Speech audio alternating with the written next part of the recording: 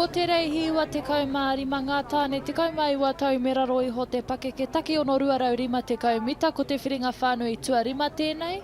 Kei te aratua tahi te wharekura o rua Toki Area School, kei te aratua rua te wharekura o Mauao, Aotea College, kei te aratua toru, Tauranga Boys College, kei te aratua whā, te kura kaupapa Māori o whakarewa i te reo ki tūwhare toa, kei te aratua rima, Opononi Area School, kei te aratua ono, te kura kaupapa Māori o Ngāuri a Māui, kei te aratua whetū, te kura kaupapa Māori o Māngere, kei te aratua waru, Taiwānanga, Fairfield College, kei te aratua Ngāhuru, Tauranga Boys College, kei te aratua Ngāhuru Mātahi. Red flag out there, and the black flag is up again.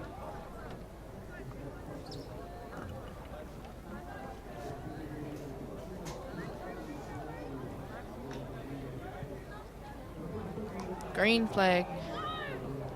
Once again, there's still a few waka over there, over the line.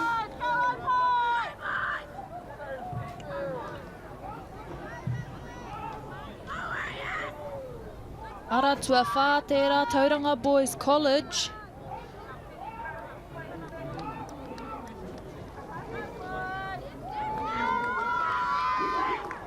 Lane 7.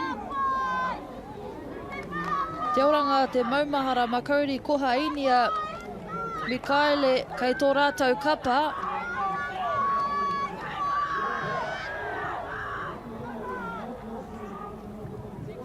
Lane 7 ki taku mohi o tērā e ārahi ana kātahi ko te aratua waru pea kei Muri. Ko wai. Lane 7, Māori a Māui will take the win for that.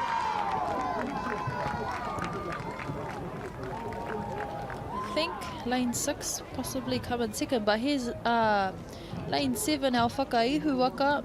Te oranga hape, te maumahara hape, Mikaele pē whairangi, Makauri hape, koha rangihuna, inia rakuraku.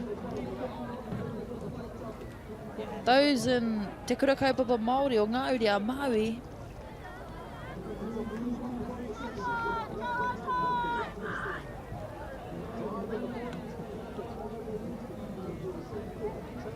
However, we'll need to wait until live results come up to see who was over the start line, who will be receiving a 10-second penalty.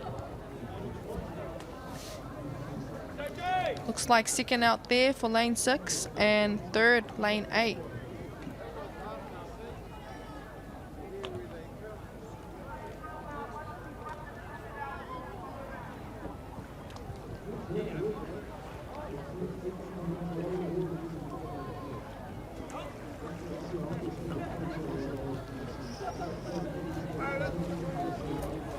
Kanui te mihi tamama me te mohi o tērā pēr he whanaunga kai roto I te waka nei.